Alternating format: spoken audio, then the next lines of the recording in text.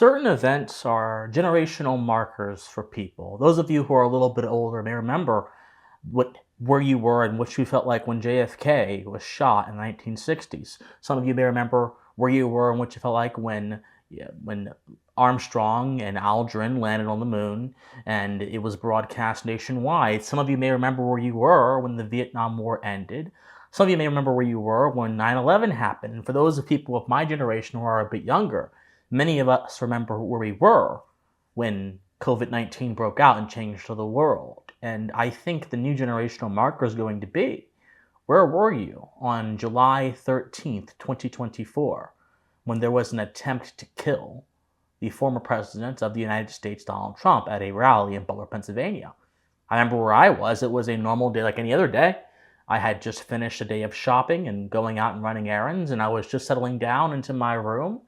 And then I turned on the TV and I saw a live shot of the rally. People were in disarray and screaming, and Trump was being forcefully whisked away by Secret Service. And afterwards, and as an American, this is going to be a different video, my friends. It's not going to be a very formal video. It's going to be a very different video than I do. As an American, I felt a lot of things. I felt scared. I felt sad. In fact, I burst into tears a little bit after seeing a little bit of the footage. I felt concerned. I felt insulted that in the greatest republic to exist in the history of the world, there would be somebody or some entity or some force, a domestic force, not a foreign force, a domestic force that would seek to tear down that republic by circumventing one of the basic norms of that republic. And that is the transfer of power via consent of the governed. That is what we saw during the Trump assassination attempt. And that is what we saw and what we're seeing right now in the various amounts of apologism happening on the virtue of left-wing people who are trying to either justify, downplay, or dehumanize people who have been impacted by this atrocious event. In the wake of this atrocious event, there have been many people on the right who would like to assign blame. But the problem is it's very easy to assign blame. It takes no thinking. Your lizard brain, the part of your brain that is quite emotional, can do it within a split second. And that can then motivate you towards an action taken on the basis of emotion, which belies and disgraces reason. But there is blame to go around. I will say that it goes without saying that the environment in our country, the politically tense environment in our country, which has been supercharged by violent rhetoric, whether it be sitting Congress people, I will go and take Trump out tonight, or the president himself saying that Donald Trump and his supporters are indeed threats to democracy. Donald Trump and the MAGA Republicans represent an extremism that threatens the very foundations of our republic. And they are threats to our republic, whether it be people calling Donald Trump Hitler, whether it be misusing the political spectrum to label millions of people in the country far right. There most certainly is blame to go around. Believe you me, I understand that. But in our effort to assign blame, we lose meaning. In our effort to assign blame, we lose the significance of this current American political and social moment.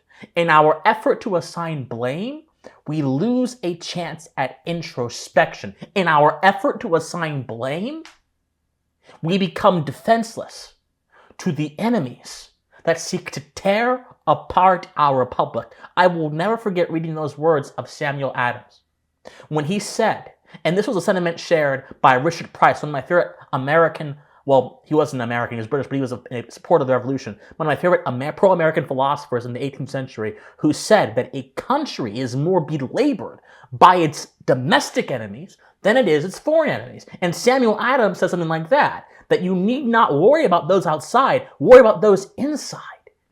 Assigning blame does not get us to a point where we can defeat evil. And defeating evil must be our focus as Americans. as patriots, and as those who seek to preserve our republic. Now, in my effort to give you a blueprint to defeat evil, there are a few uncommon angles about the assassination that we have to address. Before we do that, I will briefly say, hello everybody, I am Christian Watson. I am your host. If this is your first time here, I would encourage you to subscribe. We do a mixture of political and social commentary from a philosophical bent on this channel to hopefully help inspire evolution of the mind in the minds of Americans and to strengthen our republic. So if you would enjoy that kind of content, I would encourage you, please subscribe. I'm just a 24-year-old patriot doing his best to make contribution to the discourse in a healthy and positive way. Now back onto the video. So there are a few common angles that we have to talk about here if we're going to actually understand what's going on right now in our country. Number one, in the immediate wake of the assassination attempt, and by the way, there's a lot of information going around right now about the assassination attempt. There appears that there was a significant failure of Secret Service at the very minimum. At the very maximum, there was probably something more sinister going on, perhaps an inside job. I don't know. It's speculation. I don't know. There's no concrete evidence, but anything right now is possible. But I'm not going to add to a media frenzy. There is a lot of speculation about the shooter, what his motive was, if he was registered as a Republican, if he donated to Act Blue, whatever. I'm not going to add to a media frenzy in this video. If you want to get into that more mundane stuff, okay, go ahead and do it. But this is a civilizational problem of civilizational importance. And so in this video, we're going to focus on civilizational methods to understand what's going on here and to understand how we can save our country. So I'm not going to feed the frenzy. Just know that right now there's a lot of suspicions, including on my part, by the way. I think that it's incredibly unlikely that one of the most sophisticated security services in the entire country had such a massive security breach and it was entirely unintentional or it was entirely unknown. It seems incredibly unlikely to me that that's the case. But back on to the more pertinent points that I want to make. So immediately after the first shots were fired and President Trump was taken down on the floor and he was shot by Secret Service, the media reported this event in an incredibly odd way. A headline at the Washington Post, one of the worst publications in the history of this country, I think, for very obvious reasons. They are gatekeepers and they are apologists for tyranny. They said, Trump escorted away after loud noises at PA rally. MSNBC, Secret Service rushes Trump off stage after popping noises heard at his Pennsylvania rally. Newsweek, MAGA responds with outrage after Donald Trump injured at Pennsylvania rally. CNN, Trump speech interrupted by Secret Service. BBC, Trump rushed off stage at rally as bangs heard. Now, there's been more news headlines coming out over the past few days. And one of them that came out actually as of the posting of this video today, July 14th, said, quote, will surviving gunfire be Donald Trump's next appeal to black voters? These headlines, first of all, they reflect a pathology that is a part of the ethos of the legacy media in this country. And that pathology is a desire to manufacture consent for political purposes. But there's also a dual pathology that goes into this. The dual pathology is to interpret every single event in a manner that reduces it to the lowest common denominator and therefore allows you to market it to broader audiences. Appealing to the lowest common denominator means compelling to the lowest kind of stupidity and then trying to distribute that stupidity out to the masses for more likes and clicks on your articles. What do I mean? Well, you have to understand, there is this mentality in media, because I've done writing for big publications, I've been to USA Today, I've been to all these places, and the way these places work is they tell you you cannot write or present information in a manner that goes beyond a 12th grade reading level, because in their view, the public is stupid. So they will then use that condescending view, because it is quite condescending in all honesty, and they will then write information in a manner that appeals to our lowest instincts as if they're speaking to an idiotic public. That's the pathology that I think has kept the American mind bound in a stranglehold of mediocrity that then impacts their ability to assess the quality of their political candidates, to assess the quality of their government, so to assess the quality of their society. It is all there because it's a part of this milieu that is collectively making us less American than we should be. Consider that for a moment. But let's go on to the more pressing part. This is the manufacturing consent. Now, those of you who are schooled or well-learned in how propaganda works, you'll know what I'm about to say. But there are many of you who may not, which is okay. Manufacturing consent is this principle that says that we're going to present information to you in a manner that will allow us to make you act in a manner that is consistent with our goals, as opposed to presenting information in a manner that will allow you to seek the truth and, most importantly, allow you to be informed in an unbiased way. Now, manufacturing consent has been used by the corporate media in coordination with the United States government in numerous instances. The Vietnam War. During the protest of '68, there was an operation the FBI did called Operation COINTELPRO, where they literally planted stories in newspapers and used big media outlets to go ahead and demonize certain people that they deemed national security threats, who were just people expressing their voices under the First Amendment. They used it with the Iraq and Afghanistan war by literally planting defense experts to be the sole commentators of the war on TV, and people were then misled into believing a bunch of nonsense about the two war efforts, which we now know were obviously lies, so on and so forth. Manufacturing consent is a common thing. It is a well-worn thing, and it is a well-studied thing. But it's especially egregious because in Republican societies, small R Republican societies, in classically Republican societies, when you manufacture consent, you take the legitimizing principle of authority, which is the consent of the governed, and you manipulate it for your own ends. So not only are you manipulating people, that's just one thing you're doing, but secondarily, you are quite literally taking the single principle that is the difference between having a tyrannical political order and having a just political order, and you are twisting it in a manner that robs people of being able to correct the abuses of authority, being able to correct the illegitimate use of authority. Because without consent, I always say, consent and harm are the two moral foundations of moral thinking. Without one of those pillars, the foundation craters and falls apart. This entire thing, saying that Trump fell, saying that the Secret Service removed him, saying that Trump's being shot appeals to black voters, these things are less jarring to the person than saying someone tried to kill the former president. And therefore, they are also more amendable to being used to push people into a docile state.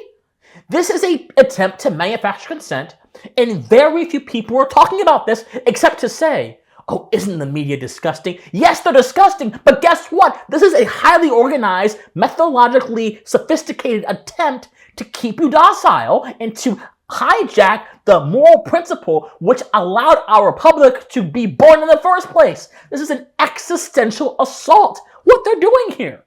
And yet people just want to say, oh, the media is horrible. Ha ha ha ha. No. These are smart people. These are devious people who know what they're doing. Let's play this video. This is especially vile. Let's play this video of this reporter interviewing an eyewitness who witnessed the firefighter man who was killed, God bless him and his family, and was right next to him, witnessed him die right in front of his eyes. And then immediately the CNN reporter tries to ask him about the election. Go. You mentioned that you had spoken with the person who ended up falling, I believe you said, or he was with his whole family? No, his family watched it happen. So they were in the bleachers when he got hit and he went down. I think they were trying to figure out what was going on. They were screaming for help. He was dead the minute he was hit. I mean, it was something that reminded me of the Zapruder film from Kennedy. I mean, it was his head snapped and that was it. And I caught it out of the corner of my eye, and and then there was just pandemonium. And again, it's Pennsylvania. You're out in rural Pennsylvania. You don't really anticipate this is going to happen. You mentioned, and I'm sorry, I know this is very emotional for you as well. You mentioned that, this was your first Trump rally. How are you feeling about the election now? What are you hoping to see moving forward? We've already seen a lot of statements of support from across the aisle come in. Wow. Just absolutely wow, wow, wow, wow. Now let's go over here to CBS's Margaret Brennan saying that it's improper rhetoric for Trump to have said fight, fight, fight when he was being dragged off the stage, because apparently that's somehow bad. Go. In our conversation earlier, when you were explaining to us what the former president said to describe his injuries, when he said he was hit by a bullet in his ear, I pointed out that he didn't call for his supporters to take a breath and step back. And the reason I made that comment, it's not that it's without empathy or concern. I think we all have great concern about our candidates, their health, their safety. So what do you even say? What do you even say? What I say is that, number one, these are all very clear instances of manufactured consent. They are trying to reduce this to a political phenomenon as opposed to recognizing this as a fundamentally human phenomenon, as a civilizational phenomenon, as an American phenomenon. If they can reduce your thinking to politics, they can keep you in a tribalistic state. And by they, I'm not saying some shadowy group. By they, I'm saying those in the corporate press who have an interest in keeping you docile. If the corporate press is able to do that, they can keep you in a sort of Pavlov's dog state where you keep going back for more. So number one is there is a vast attempt to manufacture consent here. But there's also a deeper conversation we need to have about our current American conception of values in the political sphere. Violence, unfortunately, has become a political value in this country. Violence, unfortunately, has become an acceptable means, even in discourse, of dealing with problems. There are some people on both sides of the aisle who scream and yell civil war for either clicks or whatever, but they most certainly invoke it whenever the littlest disagreement happens. There are people who believe that America is inevitably doomed and that everything's going to go to hell in a handbasket in a certain period of time. And so they make political prescriptions and predictions on the basis of that pessimistic view. There are all kinds of people that dehumanize each other on both sides of the aisle and then make their opponents to be out to be caricatures as opposed to being real human beings with values and a mind and reason, all that kind of stuff. All of this stuff not only cradles a violent environment, all of this stuff is quite literally the precondition for a violent environment. Because the moment you stop seeing your fellow person as a human being, the moment you stop seeing your political system as a complex set of processes that involve and should involve debate and the fusion of ideas through conversation and representation and checks and balances, the moment you see politics as a game of war and a game of power, the kind of friend-enemy distinction we are seeing from some folks on the right, that's the moment you begin to legitimize the destruction of your fellow man, and therefore you legitimize the destruction of civil society. Violence as a political value is destructive to civil society. And it's also destructive to a coherent and productive kind of politics. We've seen this, of course. We saw plenty of people on the left. Plenty of folks are pointing out how leftists have called for violence over the years. And they have. I'm not going to say they haven't. But I want us to take a step back. Look at how we in our own personal capacities, even those of us on the right, have fed into a violent environment or have taken the bait from people on the left who have fed into a violent environment, therefore begetting more violence. We have to have a rediscovery of sound, sane, classically Republican political values, which do not involve destroying things, killing people, dehumanizing people, but fundamentally involve understanding from the very basics what a human being is, what a good society is to the proper human being, and operating on that basis. This requires study. This requires us to look back at what our founders were talking about when they first came about. But it's a very difficult thing when all you hear around you is tribalism and nonsense. When all you hear around you are milquetoast takes that don't really get you closer to anything edifying. When all you hear around you is destruction, it's hard to break out of that cycle. for the good of our country and for the good of our minds and for the good of our own pursuit of truth, we ought to do that. And this kind of leads into my third point that I want to talk about here before I close. It's the hyperbole and the politics of insanity. The politics of insanity, I'll be very brief with this because I'm going to have a whole video on this very soon. The politics of insanity is this approach to politics which sees political events solely through hyperbolic lens. It sees political events solely through a catastrophic lens. So, you may open Twitter or open Facebook or whatever you use, open Instagram, and you may see an article that displeases you. And you may retweet that or post it on Facebook or whatever and say, oh my gosh, our country is doomed. That is an aspect of the politics of insanity. Because you've let one event that has happened in a country of over 330 million people dictate your entire political outlook on that one idea. So on and so forth. There was a lot of this during the Summer of Love. A lot of people that were saying America is doomed. Now, obviously, I had concerns. I had concerns when Chaz Chop happened and the Seattle Police Department did nothing. I had concerns when Minneapolis was burning and no one did anything. I had concerns, and I still have concerns, by the way, because that doesn't bode very well for the American conception of the rule of just law. But I didn't think my country was doomed.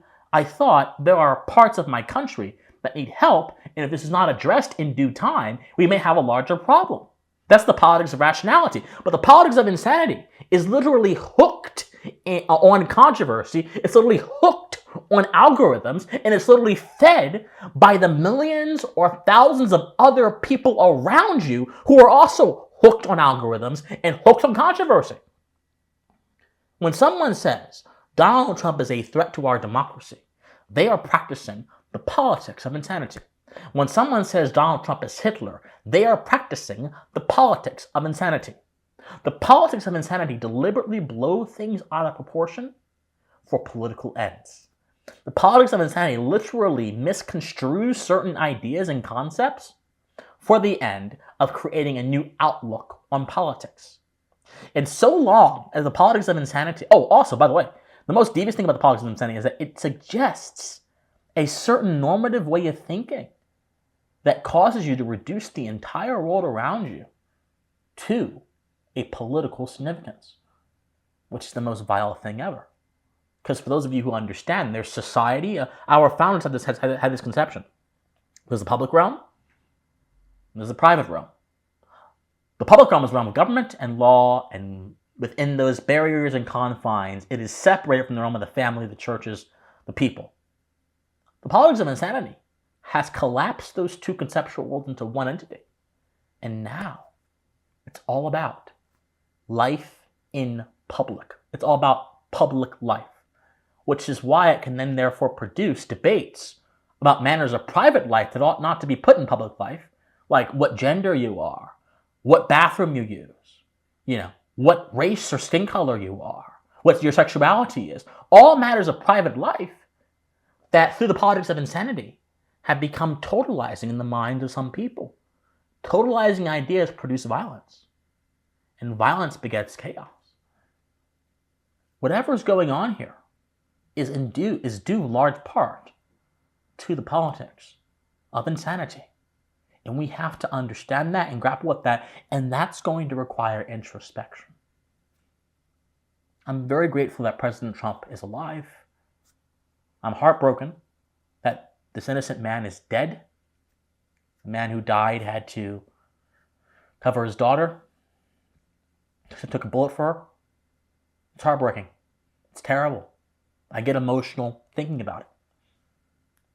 I'm even more enraged that someone, whether they are put up to it or not, I don't know. I have my suspicions though, of course, have the gall to go to a place like this and to subvert one of the basic norms of republicanism, which is considered the governed, by trying to forcefully yank away the choice of the consent of millions of Americans. I'm even more upset that it seems like the current culture surrounding our politics feeds this. I'm upset about a lot of things. But more than being upset, my friends, we have to be ready, we have to be prepared, we have to be determined to fix this. Pointing at people and assigning blame will do nothing. Getting angry is good, but don't stay there. Don't stay there. Because when the time of shock begets anger, but when there's time for solutions, we must use our reason. That will beget a good solution. So yes, we can be angry. I was angry. I still am angry. You may not be able to tell.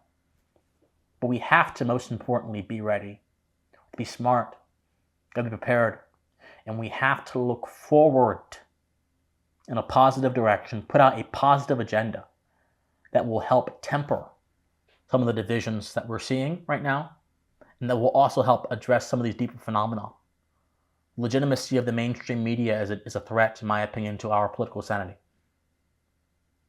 Believing that violence is a political value, which is begot by reducing your political opponents to their worst caricatures as opposed to seeing them as a human being, that also needs to be fixed. And the politics of insanity needs to be forcefully rooted out from our political discourse and consigned to the dustbin of mediocrity where it belongs. This is going to take a while. It's not going to be overnight. It's easier said than done. But I believe we can do it because we're Americans. Several generations of my family were born in this country, lived in this country, contributed to this country, died in this country. And God willing, I intend to follow their example by also, hopefully in the way future, living into this country until blood runs cold in my veins. Because I believe being a patriot is more about than just talking about things. It's about action. The assault on Trump the other day was an assault on every American. When we understand that and take that seriously, then we can move forward in a positive direction that helps us eliminate some of the negative influences in our society, which bring forth this kind of nonsense and madness. So I would implore all of you, please, please, please, please, be kind to one another. Don't let anger consume you. Don't let your mind reduce people to the worst caricatures. See the good in people.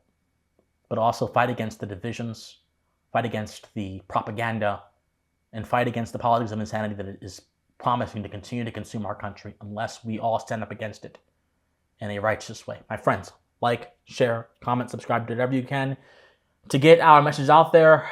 My friends, study history, study philosophy, remain morally convicted, and please stay pensive. Bye, guys.